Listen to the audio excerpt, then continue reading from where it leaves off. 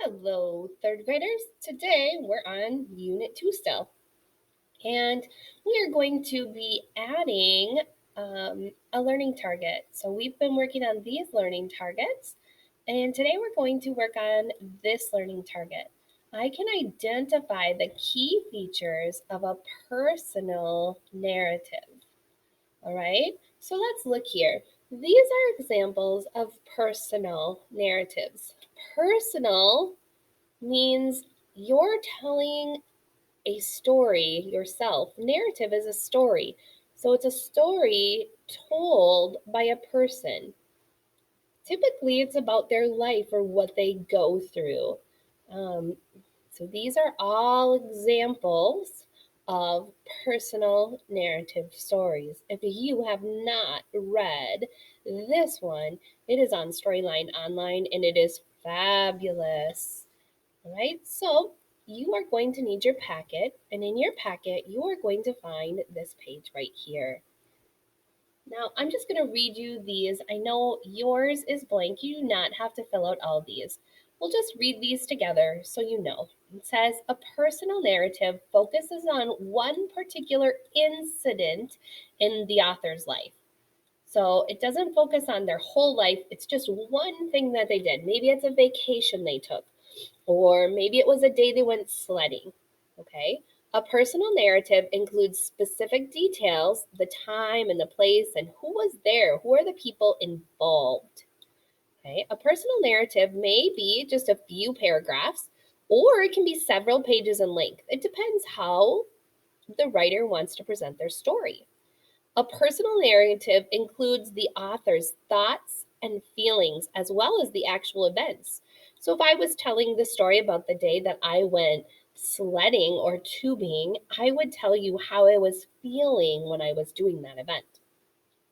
It also includes dialogue. Dialogue is like people talking. So I might say, I went snow tubing with my friend, and she was screaming the entire time, and she said, Katie, get over here. This is awesome. That would include dialogue because that's her talking. So here's where I want you to write. Right here, it says, what is a personal narrative? And we are going to fill that out. It's a story about the author, a part of the author's life. Now, excuse me, if I'm going too fast, please just pause the video, write in your packet, and then restart.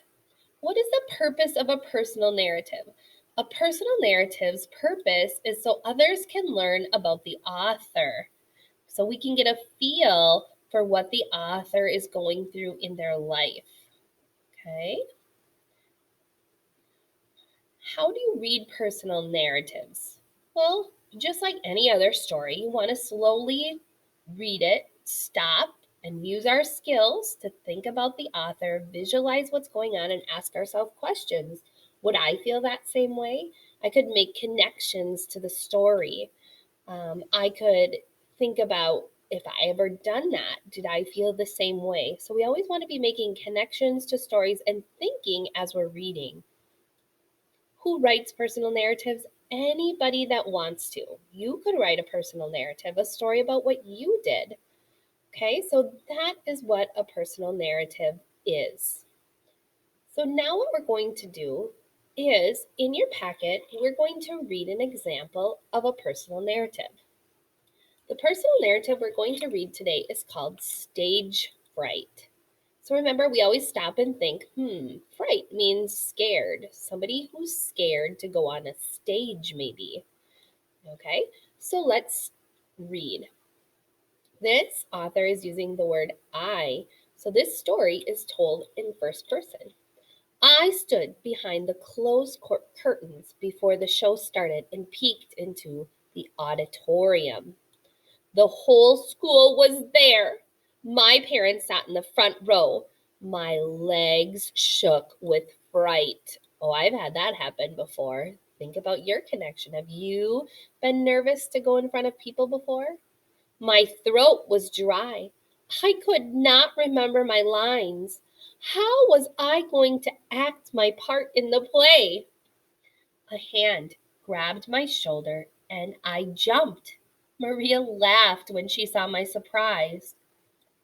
You sure are jumpy, Bob, she said.